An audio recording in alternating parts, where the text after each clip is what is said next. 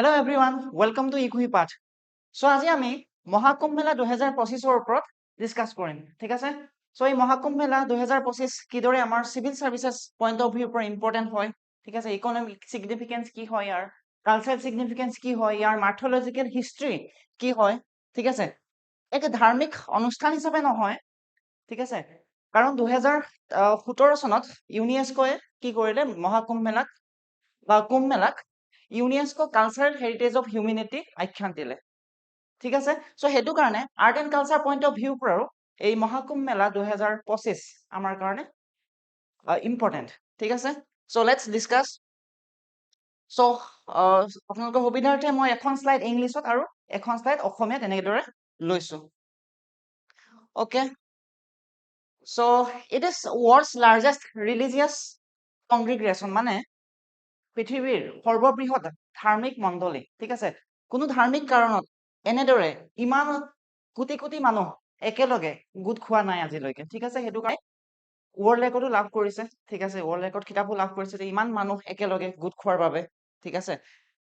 এই মহাকুম্ভ মেলা 13 জানুৱাৰী তাৰিখে ষ্টাৰ্ট হৈছিল আৰু 26 ফেব্ৰুৱাৰীলৈকে চলিব, ঠিক আছে? এজ অফ নাও অনুমান কৰা হৈছিল যে 40 crore ডিভটিছ আহিব। কি খোৱাৰ কাৰণে আহিব? অমৃত স্নান কৰিবৰ কাৰণে। কিন্তু PIBৰ এটা নিউজে কোৱা মতে 11 ফেব্ৰুৱাৰীলৈকে অলৰেডি 45 crore ডিভটিছ ক্ৰছ কৰিছে, ঠিক আছে? ইটছ এ নিউ ৰেকৰ্ড, ঠিক আছে? আৰু ক'ত হৈছে এয়া হৈছে প্ৰয়াগৰাজ মানে পূৰ্বৰ এলাহাবাদ, য'ত নেকি গংগা, যমুনা আৰু সৰস্বতী নদীৰ সংগম হৈছে, ঠিক আছে? এতিয়া গংগা আৰু যমুনাটো আমি জানো, কিন্তু সৰস্বতী এখন মাইথলজিকেল এখন ৰিভাৰ, ঠিক আছে? It's not a physical river. আপুনি যদি চাব যায় ইট ইজ নট ভিজিবল, ঠিক আছে? বিশ্বাস কৰা হয় যে মাটিৰ তলেদি বৈ আহিছে সৰস্বতী ৰিভাৰ আৰু এই ত্ৰিবেণী সংগমত একেলগে লগ হৈছে গংগা আৰু যমুনা নদীৰ লগত, ঠিক আছে? বা যমুনা নদীৰ লগত। অ'কে, এতিয়া চাওঁ আহা কুম্ভ মেলানো কি, ঠিক আছে? আপোনালোক সকলোৱে জানে নিশ্চয় কুম্ভ মেলা কি হয়। এই কুম্ভ শব্দটো ক'ৰ পৰা আহিছে বাৰু গম পায়নে? এই কুম্ভ শব্দটো আহিছে সেই অমৃতৰ কলহ বা পাত্ৰটোৰ পৰা, ঠিক আছে? পুৰাণৰ মতে, বিষ্ণু পুৰাণৰ মতে এই মহাকুম্ভ মেলা বা কুম্ভ মেলা আয়োজনৰ অনুষ্ঠানটো সমুদ্ৰ মন্থনৰ লগত জড়িত। সমুদ্ৰ মন্থনৰ ষ্টৰিটো ডেফিনেটলি আপোনালোকে শুনিছে। ইটছ এ মাইথলজিকেল ষ্টৰি, ঠিক আছে? হিন্দুসকলৰ বাবে, হিন্দু ধৰ্মৰ লোকসকলৰ বাবে অতি পবিত্ৰ অনুষ্ঠান এয়া, ঠিক আছে? আৰু প্ৰত্যেক 12 বছৰ মূৰে মূৰে পূৰ্ণ কুম্ভ মেলা পালন কৰা হয়। এতিয়া 12 বছৰ মূৰে মূৰেনো কিয় পালন কৰা হয়? তাৰ ৰিজনটো হৈছে যে বৃহস্পতি গ্ৰহৰে অৰ্থাৎ জুপিটাৰে সূৰ্যৰ চাৰিওফালে এবাৰ পৰিভ্ৰমণ কৰিবৰ কাৰণে 12 বছৰ সময় লয়, ঠিক আছে? আৰু 4টা জেগাত পালন কৰা হয়, প্ৰয়াগৰাজ, হৰিদ্বাৰ, উজ্জৈন আৰু নাসিক, ঠিক আছে? ক'ত ক'ত? প্ৰয়াগৰাজ, হৰিদ্বাৰ, উজ্জৈন এণ্ড নাসিক। প্ৰয়াগৰাজ ক'ত আছে? ইউপিত, উত্তৰ প্ৰদেশত, ঠিক আছে? হৰিদ্বাৰ ক'ত আছে? উত্তৰাখণ্ডত, ঠিক আছে? উজ্জৈন ক'ত আছে? মধ্যপ্ৰদেশত। নাসিক ক'ত আছে? মহাৰাষ্ট্ৰ, ঠিক আছে? এই 4খন ষ্টেটতে পালন কৰা হয়। 3 বছৰ মূৰে মূৰে পালন কৰা হয়। চোৱা, মানে যদি এই বছৰ পাতিলে প্ৰয়াগৰাজত, আজিৰ পৰা 12 বছৰ পিছতহে এদিন প্ৰয়াগৰাজত পূৰ্ণ কুম্ভ মেলা পাতিব, ঠিক আছে? কুম্ভ মেলাৰো 4টা ডিফাৰেণ্ট টাইপছ আছে, সেইখিনি আমি ডিছকাছ কৰিম, ঠিক আছে? কিন্তু 3 বছৰ মূৰে মূৰে পালন কৰি থকা হয়। এবাৰ প্ৰয়াগৰাজত, দেন আফটাৰ 3 years হৰিদ্বাৰত, then after 3 years Nashik, and then after 3 years Ujjain, এইদৰে, ঠিক আছে? এই যে পালন কৰা হয়, কুম্ভ মেলা পালন কৰিছে বা এই মাহটোত যে পালন কৰিছে, সেইটো ৰেণ্ডমলি পালন কৰি দিয়া নাই, ঠিক আছে? তাৰ বাবে এটা জ্যোতিষ বিজ্ঞানৰ গণনা আছে যে বৃহস্পতি গ্ৰহ, শনি গ্ৰহ আৰু চন্দ্ৰৰ স্পেচিফিক লোকেশ্যনৰ ওপৰত ভিত্তি কৰি পেলাই পালন কৰা হয়, ঠিক আছে? আৰু সূৰ্যৰ, অ'কে? সেইটো কাৰণে চোৱা, এই যিটো কুম্ভ মেলা হয়, বিশেষকৈ এইবাৰ 2025ৰ কুম্ভ মেলাটো অতি বিশেষ। কাৰণ এনেকুৱা মহাকুম্ভ মেলা আকৌ আজিৰ পৰা 146 বছৰ পিছতহে হ'ব, ঠিক আছে? কিয় হ'ব? তাৰ ৰিজনটো মাইথলজিকেল হয়, ঠিক আছে? মই এক্সপ্লেইন কৰিম ইয়াৰ পিছতে মাইথলজিকেল ৰিজন বিহাইণ্ড দিছ, ঠিক আছে? এয়া আপোনালোকৰ সুবিধাৰ্থে মই শ্লাইডখন অসমীয়াতো দিছো।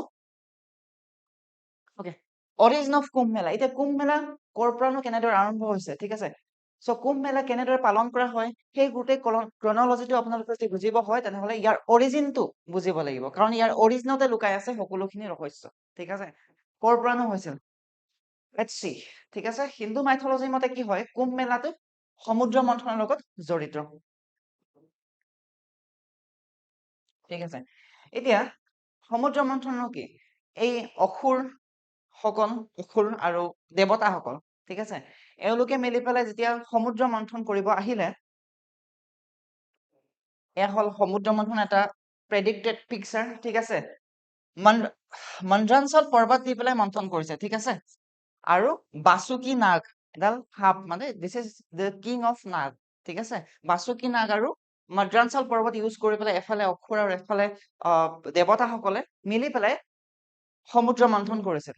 ঠিক আছে, এই সমুদ্ৰ মন্থন কৰি থাকোতে ধনৱন্তী ওলাল। ধনৱন্তী মানে কি গম পোৱা নাই? ধনৱন্তী হ'ল হিন্দুসকলে বিশ্বাস কৰে যে আয়ুৰ্বেদা বা মেডিচিনৰ গড বা ভগৱানসকলৰ ডক্তৰ, চিম্পলি স্পিকিং। ঠিক আছে, এই ধনৱন্তীয়ে কি হয়, হাতত এটা অমৃতৰ কলহ লৈ পেলাই ওলাই আহিল যেতিয়া সমুদ্ৰ মন্থন কৰি আছে। ঠিক আছে, চ' এতিয়া কি হ'ল, এই কলহটো অমৃত আছে, অমৃত খালে কি হয়, অমৰ হৈ যাব, দেৱতাসকলো অমৰ হব আৰু অসুৰসকলো অমৰ হব। সেইটো কাৰণে অসুৰ বিলাকে যাতে অমৃত নাপায় তাৰ কাৰণে ইন্দ্ৰৰ পুতেক জয়ন্তে এটা বুদ্ধি কৰিলে। জয়ন্তে কি কৰিলে, এই ধনৱন্তীৰ পৰা অমৃতৰ কলহটো ললে, লৈ পেলাই দৌৰিলে সৰগৰলে দৌৰিলে বুলি কয়, য'ত সমুদ্ৰ মন্থন কৰি আছিল তাৰ পৰা সৰগলে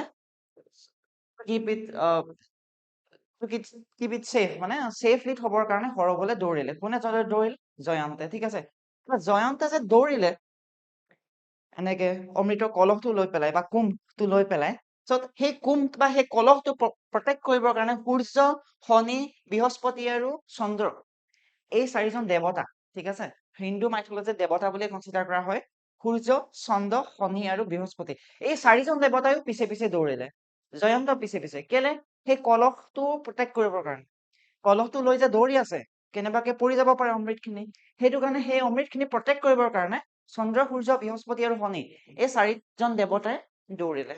ঠিক আছে, আৰু সেইটো সময়তে এখন যুদ্ধৰ সৃষ্টি হ'ল দেৱতা আৰু অসুৰ বিলাকৰ মাজত, যে অমৃতৰ কলহটো প্ৰথমে কোনে ল'ব পাৰিব, এনেকুৱা ষ্টাইলৰ। ঠিক আছে, চ' এই যে জয়ন্তে 12 দিন দৌৰি থাকিল সৰগ নোপোৱালৈকে, সেইটো কাৰণে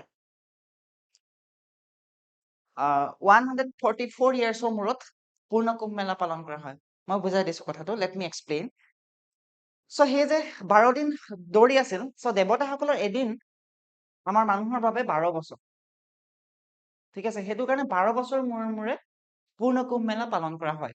আৰু 12 দিন যে দৌৰিল দেৱতাসকলে, এবছৰে যদি আমাৰ 12 বছৰ হয়, দেৱতাসকলে 12 দিনে আমাৰ কিমান হ'ব? 144 ইয়াৰ্ছ নহ'বনে? 146 বছৰ হ'ব। সেইটো কাৰণে 146 বছৰ মূৰত মহাকুম্ভ মেলা পালন কৰা হয়। এগেইন আজিৰ পৰা 146 বছৰ পিছতহে মহাকুম্ভ মেলা পালন কৰা হ'ব, যিটো maybe we will not be there to watch. ঠিক আছে, মে বি নহয়, ডেফিনেটলি নাথাকো আমি। ঠিক আছে, গতিকে এই যে দৌৰিছিল চন্দ্ৰ, সূৰ্য, শনি আৰু বৃহস্পতি গ্ৰহ, সেইটো কাৰণে ছান, মুন, চেটাৰ্ণ আৰু জুপিটাৰ, এই 4টা গ্ৰহৰ ৰিলেটিভ পজিচনৰ সংযমটো মিলাই পেলাই কুম্ভ মেলা পালন কৰা হয়। কিয় এই 4টা গ্ৰহ চোৱা হয়? মই ক'লো নহয়, মাৰ্চ কেলে নাচাওঁ আমি, বুধ গ্ৰহ কেলে নাচাওঁ, তাৰ কাৰণ হ'ল তেওঁলোক যোৱা নাছিল। ঠিক আছে, চ' যেতিয়া সেই 12 দিন পাত্ৰটো লৈ দৌৰি গৈ আছিল নহয়, এই 12 দিন পাত্ৰটো লৈ দৌৰি গৈ থাকোতে তাৰে কিছুমান টোপাল পৰিলে মানে। ঠিক আছে, কাৰণ জয়ন্তে যেতিয়া এইটো পাত্ৰটো অমৃতৰ কুম্ভটো লৈ পেলাই যেতিয়া দৌৰিছে, ডেফিনেটলি 2 টোপাল পৰিব। সেই টোপাল পৰিলে 4টা জেগাত পৃথিৱীৰ। ঠিক আছে, সেই 4টা জেগা হ'ল প্ৰয়াগৰাজ, উজ্জৈন, নাচিক আৰু হৰিদ্বাৰ। সেইটো কাৰণে সেই 4টা জেগাৰ পবিত্ৰ স্থান বুলি পেলাই আমি অমৃত স্নান কৰো। অমৃত স্নান মানে তাত আমি গা ধুলে আমাৰ আত্মা শুদ্ধি হয় বুলি বিশ্বাস কৰো। ঠিক আছে, আৰু নদীসমূহক আমাৰ হিন্দু মাইথলজিত বা হিন্দু ধৰ্মত অতীজৰে পৰাই ৰেচপেক্ট দিয়া হয় বা দেৱ দেৱী বুলি পেলাই পূজা কৰা হয়। তাৰ কাৰণ হ'ল মানৱ সভ্যতা বা যিকোনো সভ্যতা একচুৱেলি নদীৰ কাষতে সৃষ্টি হৈছিল। ঠিক আছে, চ' সেইটো কাৰণে নদ নদীক সন্মান দিয়া হয়, দেৱতা বা দেৱীৰ তুল্য বুলি পেলাই আমি গণ্য কৰো। ঠিক আছে, চ' গম পালে কিয় আমি এই 4টা গ্ৰহৰ ৰিলেটিভ পজিচনটো চাই পেলাই কুম্ভ মেলা পাতো। দেন য়েছ, প্ৰয়াগ, উজ্জৈন, নাচিক আৰু হৰিদ্বাৰ এই 4খন ঠাইতে কিয় পালন কৰা হয় সেইটো এই মাইথলজিটোৱে কয়। ঠিক আছে, ডিচাইড কৰে। Again in Assamese you can read. ঠিক আছে, চ' চেম থিং। অকে, চ' আৰু এই 4খন ঠাই প্ৰয়াগৰাজ, উজ্জৈন, নাচিক আৰু হৰিদ্বাৰ 4খন নদীৰ কাষত আছে। ঠিক আছে, যেনেকে উজ্জৈন আছে কাত শিপ্ৰা নদীৰ কাষত। ঠিক আছে, নাচিকখন আছে গোদাবৰী নদীৰ কাষত। ঠিক আছে, হৰিদ্বাৰ আছে গংগা নদীৰ কাষত। হৰিদ্বাৰৰ গংগা আৰতি বহুত পপুলাৰ হয়। ঠিক আছে, আৰু প্ৰয়াগৰাজ আছে সংগম, ত্ৰিবেণী সংগম বুলি কয়। সংগম মানে য'ত নেকি গংগা, যমুনা আৰু সৰস্বতী এই 3খন নদী লগ লাগিছে। ঠিক আছে, আৰু লগ হৈ পেলাই গংগা নদী হিচাপে বৈ আহিছে। Okay, so this is their relative position. ঠিক আছে, this is Prayagraj, this is Haridwar in UP, this is Ujjain in Madhya Pradesh, and this is Nasik in Maharashtra. Okay, got it? ঠিক আছে, এই 4খন ডিষ্ট্ৰিক্ট ষ্টেটত পালন কৰা হয়। Okay, what are the different types of Kumbh Mela? Kumbh Mela এতিয়া কেই প্ৰকাৰৰ হয়? কুম্ভ মেলা মুখ্যতঃ 4 প্ৰকাৰৰ হয়। ঠিক আছে, পূৰ্ণ কুম্ভ মেলা যি নেকি 12 বছৰ মূৰে মূৰে হয়। 12 বছৰ মূৰে মূৰে কেলে হয়? কাৰণ ক'লোৱে যে দেৱতাসকলৰ এদিনে আমাৰ 12 বছৰ আছিল, গতিকে এই পূৰ্ণ কুম্ভ মেলা 12 বছৰৰ মূৰত পালন কৰা হয়। দেন অৰ্ধ কুম্ভ মেলা, 6 বছৰ মূৰে মূৰে পালন কৰে। মাঘ কুম্ভ মেলা প্ৰত্যেক বছৰে পালন কৰা হয়। আৰু মহাকুম্ভ মেলা, গ্ৰেট কুম্ভ মেলা বুলি যাক কয়, 144 ইয়াৰ্ছৰ মূৰত পালন কৰা হয়, যিটো এই বছৰ হৈছে অনগয়িং। ঠিক আছে, 26th of February শেষ হ'ব। Okay, so' let's C in detail, অলপ সংক্ষিপ্ত ৰূপত চাওঁ প্ৰত্যেকবিধ কুম্ভ মেলাৰ ওপৰত। ঠিক আছে, মহাকুম্ভ মেলা ক'লোৱে কেৱল প্ৰয়াগৰাজত পালন কৰা হয়। এই মহাকুম্ভ মেলা কিন্তু নাচিক, উজ্জৈন বা হৰিদ্বাৰত পালন কৰা নহয়। প্ৰয়াগৰাজৰ ত্ৰিবেণী সংগমতহে পালন কৰা হয়। ঠিক আছে, আৰু 146 বছৰ মূৰত আহে। ঠিক আছে, দেন পূৰ্ণ কুম্ভ মেলা 12 বছৰ মূৰত পালন কৰে। ঠিক আছে, আৰু সেই পূৰ্ণ কুম্ভ মেলা 4টা জেগাতে পালন কৰা হয়, প্ৰয়াগৰাজ, হৰিদ্বাৰ, নাচিক এণ্ড উজ্জৈন গোটেই 4টা জেগাত পালন কৰা হয়।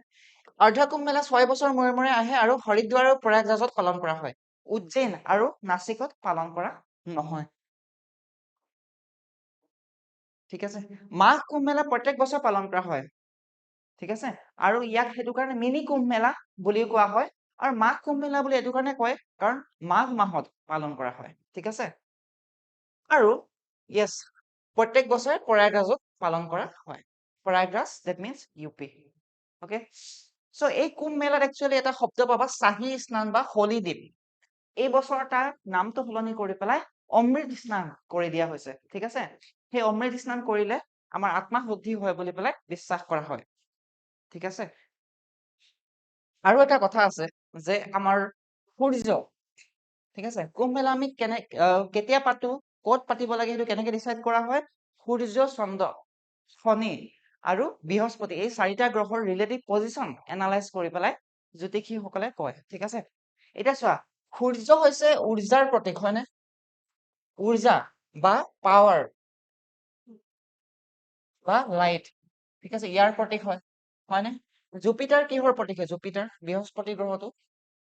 জুপিটাৰক আমি গুৰু গ্ৰহ বুলি কয় হিন্দু ধৰ্মত। ঠিক আছে, গুৰু গ্ৰহ। আৰু এই জুপিটাৰ বা বৃহস্পতি গ্ৰহ জ্ঞানৰ প্ৰতীক, নলেজৰ প্ৰতীক হয়। ঠিক আছে, পেচেন্সৰ প্ৰতীক হয়। পেচেন্স মানে ধৈৰ্য। ঠিক আছে, ইয়াৰ পিছতে আহে চেটাৰ্ণ, শনি গ্ৰহ। শনি গ্ৰহ কিহৰ প্ৰতীক? জাষ্টিচ আৰু ইম্পাৰ্চিয়েলিটি। ঠিক আছে, জাষ্টিচ এণ্ড ইম্পাৰ্চিয়েলিটি।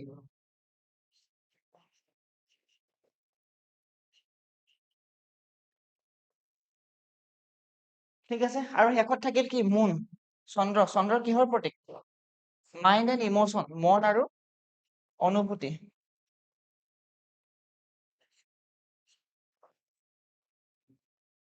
ঠিক আছে, যিহেতু এইবাৰ মহাকুম্ভ মেলাত ছান, জুপিটাৰ, চেটাৰ্ণ এণ্ড মুন, ঠিক আছে, এটা পাৰ্টিকুলাৰ এলাইনমেণ্টত আছে বুলি কোৱা হয়, গতিকে বিশ্বাস কৰা হয় যে এই যিখিনি পজিটিভ এনাৰ্জি ঠিক আছে, এই পজিটিভ এনাৰ্জিখিনি এটা চিনক্ৰনাছ ফৰ্মত, এটা মেক্সিমাইজ ফৰ্মত আছে বুলি পেলাই বিশ্বাস কৰা হয়। সেইটো কাৰণে তাত গৈ পেলাই যদি স্নান কৰা হয়, এই এনেকুৱা ধৰণৰ পজিটিভ এনাৰ্জি ইম্বাইব কৰিব পৰা যাব বুলি বিশ্বাস কৰে। ঠিক আছে, গংগা স্নান আপুনি কৰক বা নকৰক, কিন্তু এই যিখিনি গুণ, এই গুণখিনি যদি আপুনি ইম্বাইব কৰিব পাৰে, আপোনাৰ আত্মা শুদ্ধি ডেফিনেটলি হ'বই। ঠিক আছে, so' it is good if you can go to Triveni সংগম।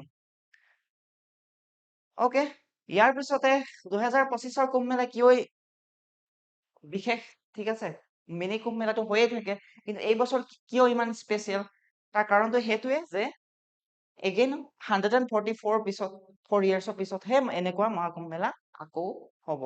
ঠিক আছে, চেম থিং ইট ইজ। ঠিক আছে, হোৱাট ইজ অমৃত স্নান অন চাহি স্নান মই ক'লোৱে।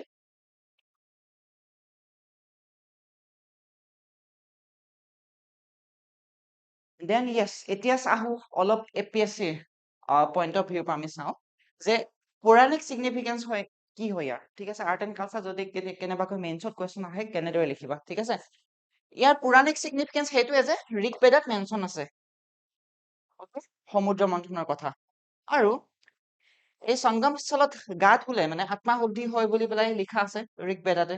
ঠিক আছে, দেন চাওঁ আহা এষ্ট্ৰলজিকেল চিগনিফিকেন্স, জ্যোতিষী বিজ্ঞানৰ ফালৰ পৰা কেনেদৰে ইম্পৰ্টেণ্ট হয়।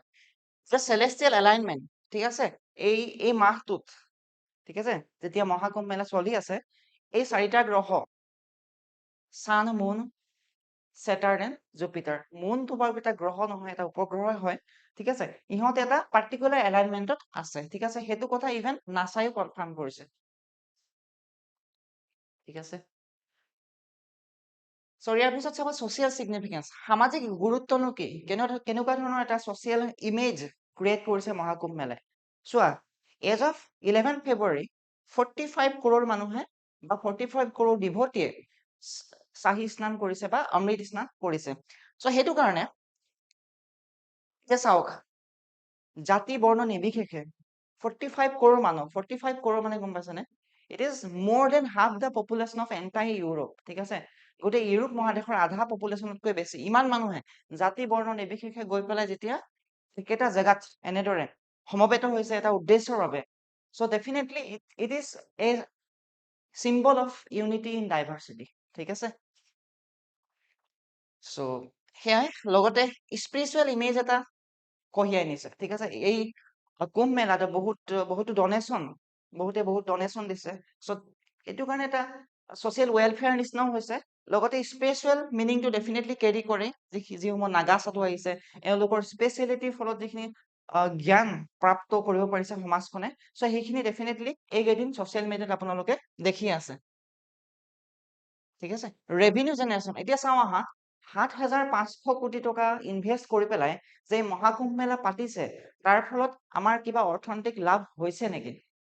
ডেফিনেটলি হৈছে। চাওক আহা, যে 7,500 কোটি টকা ইনভেষ্ট কৰিছে, এখন নতুন ডিষ্ট্ৰিক্ট বনাইছে, মহাকুম্ভ মেলা ডিষ্ট্ৰিক্ট টেম্পৰাৰী ভাৱে। চ' তাৰ ফলত কি হয়, অনুমান কৰা হৈছে বা ধাৰ্য কৰা হৈছে যে 2,000 কোটি টকাৰ ৰেভিনিউ জেনেৰেট হ'ব। যদিও ৰেভিনিউ জেনেৰেশ্যন আমাৰ প্ৰাইমেৰী অবজেক্টিভ নহয়, but still it is a very profitable, it has come out as a very profitable thing. ঠিক আছে, চ' এতিয়া চাওঁ আহা, 2013 চনত যিটো পূৰ্ণ কুম্ভ মেলা হৈছিল, তাতে 12,000 কোটি টকা ৰেভিনিউ জেনেৰেট হৈছিল। ঠিক আছে, ঠিক তেনেদৰে 2019 যিটো কুম্ভ মেলা হৈছিল, অৰ্থ কুম্ভ মেলা, তাতে 1,20,000 কোটি টকাৰ ৰেভিনিউ জেনেৰেট হৈছিল। ঠিক আছে, এইবাৰো 2025ৰ যিটো মহাকুম্ভ মেলা, ইয়াৰ পৰা ধাৰ্য কৰা হৈছে যে অন্তত 2 লাখ কোটি টকাৰ ৰেভিনিউ জেনেৰেট হ'ব। কেনেদৰে হ'ব ভাবি চোৱা, যে অনুমান কৰা হৈছিল যে 40 কৰোৰ মানুহ আহিব। ঠিক আছে, আৰু এজন মানুহে অতি কমেও 5,000 টকাকে খৰচ কৰিব।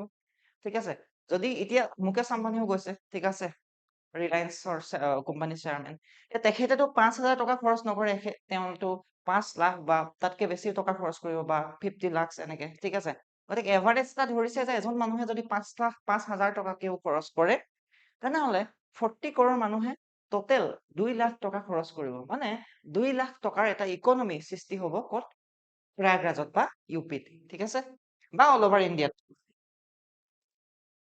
5,000 কোটি টকাৰ পূজাৰ সামগ্ৰী বিক্ৰী হ'ব বুলি ধাৰ্য কৰা হৈছে 4,000 কোটি টকাৰ ডেইৰী প্ৰডাক্টছ অথবা গাখীৰ প্ৰডাক্টছ এণ্ড 800 কৰোৰ ফুলৰ ব্যৱসায় হ'ব ঠিক আছে আৰু হস্পিটেলিটি চেক্টৰ মানে হোটেল হওক বা বাকী চেক্টৰ বিলাকৰ পৰা 6,000 কোটি টকাৰ ৰেভিনিউ আহিব বুলি ধাৰ্য কৰা হৈছে চ' সেই তেনেদৰে কেলকুলেট কৰি পেলাই টোটেল প্ৰজেকশ্যন কৰা হৈছিল যে 2 লাখ কোটি টকাৰ ৰেভিনিউ জেনেৰেট হ'ব যদিহে 40 কোটি মানুহ আহে ঠিক আছে এতিয়া অলৰেডি 11 ফেব্ৰুৱাৰীলৈকে 45 কোটি মানুহ ক্ৰছ কৰিলে চ' ডেফিনেটলি এই ৰেভিনিউ জেনেৰেশ্যনৰ যিটো অংক বা ধাৰ্য তেওঁলোকে কৰিছিল তাতকৈ বেছি ৰেভিনিউ জেনেৰেট হ'ব ঠিক আছে চ' ই আমাৰ দেশৰ GDP বৃদ্ধি কৰাটো ডেফিনেটলি সহায় কৰিব ঠিক আছে ইউপিৰ লগতে আমাৰ সমগ্ৰ দেশখনৰ GDP ডেফিনেটলি আপ হ'ব ঠিক আছে গতিকে 7,500 কোটি টকা খৰচ কৰাটো কোনো অৰ্থনৈতিক লছ নহল আমাৰ দেশখনৰ ঠিক আছে আমি স্পিৰিচুৱেল নলেজ পালো ঠিক আছে বা এটা ধাৰ্মিক কাৰ্য আমি সম্পন্ন কৰিলো সেইটোতো হয় লগতে অৰ্থনৈতিকভাৱেও কোনো ধৰণৰ লোকচানদায়ক কাৰ্য ডেফিনেটলি নহয় ঠিক আছে যদিও অৰ্থনৈতিক দৃষ্টিকোণৰ পৰা যদি এইটো আমি চাওঁ তেনেহ'লে অলপ বেয়া দেখায় বাট ষ্টিল ঠিক আছে এমপ্লয়মেণ্ট এণ্ড জবছ সেইটোতো বেলেগকৈ আছে ঠিক আছে এমপ্লয়মেণ্ট বা নিযুক্তি বহুতে নিযুক্তি পাইছে formal as well as informal sector যেনেদৰে হস্পিটেলিটি চেক্টৰ ধাৰ্য কৰা হৈছে যে 2.5 লাখ মানুহে চাকৰি পাব ঠিক আছে এই মেলাৰ ফলত টুৰিজিম এণ্ড ডেভেলপমেণ্ট ডিপাৰ্টমেণ্টত 1,95,000 মানুহে নিযুক্তি লাভ কৰিব ঠিক আছে ইনফৰ্মেল চেক্টৰ যেনেদৰে taxi driver guides tourist guide বা ভেণ্ডৰ এওঁলোকে টোটেল 55,000 মান চাকৰি মানে কি নিযুক্তি পাব ঠিক আছে সেই মহাকুম্ভ মেলাত সেইদৰে অনুমান কৰা হৈছে যে 6 লাখ টোটেল মানুহে টেম্পৰাৰী ভাৱে হলেও নিযুক্তি লাভ কৰিব ঠিক আছে সেই বুলি অনুমান কৰা হৈছে ওকে ইনফ্ৰাষ্ট্ৰাকচাৰ ডেভেলপমেণ্ট ঠিক আছে ইউপিতো এখন ডিষ্ট্ৰিক্টে গঠন কৰি দিলে 76 ডিষ্ট্ৰিক্ট অফ ইউপি যাক নেকি কুম্ভ মেলা ডিষ্ট্ৰিক্ট বুলি কোৱা হয় ফৰ টেম্পৰাৰী পাৰ্পাজেছ প্ৰয়াগৰাজ এইটো এয়াৰপৰ্ট আছিল তাক for temporary period international এয়াৰপৰ্টলৈ convert কৰা হ'ল যাতে বিদেশৰ পৰা যদি ডিভটিছসমূহ আহে ডিৰেক্টলি তেওঁলোকে প্ৰয়াগৰাজ লেণ্ড কৰিব পাৰে তাৰ বাবে লাক্সাৰী হোটেলছ যিসমূহ হোটেল বনাইছে আপোনালোকে দেখিব পাইছে পিকচাৰত এই হোটেলসমূহৰ পাৰ নাইট থকাৰ খৰচ হৈছে 35,000 টকা ঠিক আছে আৰু 11খন হস্পিটেলো খুলিছে তাতে ঠিক আছে ইনফ্ৰাষ্ট্ৰাকচাৰ কথা ক'ব গ'লে আৰু ক'ব লাগিব যে 4টা তহচিল 76খন ভিলেজ ইয়াত গঠন কৰিছে 8টা জোনত ডিভাইড কৰিছে ইন 25 চেক্টৰছ ঠিক আছে 56 police station okay 12 NDRF team তাত অনবৰত ৰাখিছে যাতে যদি কিবা পৰিঘটনা বা ঘটনা ঘটে তেনেহলে কন্ট্ৰোল কৰিবৰ কাৰণে এয়া হ'ল মহাকাশৰ স্যাটেলাইটৰ পৰা ইছৰোৱে গ্ৰহণ কৰা এখন ছবি মহাকুম্ভ মেলাৰ সেই ত্ৰিবেণী সংগমৰ এখন পিকচাৰ ঠিক আছে ইয়াত চাইবাৰ সিকিউৰিটিৰ কাৰণে সম্পূৰ্ণ ব্যৱস্থা কৰা হৈছে যাতে কোনো ধৰণৰ চাইবাৰ এটেক নহওক কাৰণ গোটেই সিস্টেমটো সিকিউৰিটিৰ পৰা আদি কৰি এন অল চাইবাৰ বা কম্পিউটাৰ নেটৱৰ্কৰ থ্ৰুৱেদি কন্ট্ৰোল কৰা হৈছে ঠিক আছে আৰ্টিফিচিয়েল ইন্টেলিজেন্সৰ ভালদৰে ব্যৱহাৰ কৰা হৈছে ওকে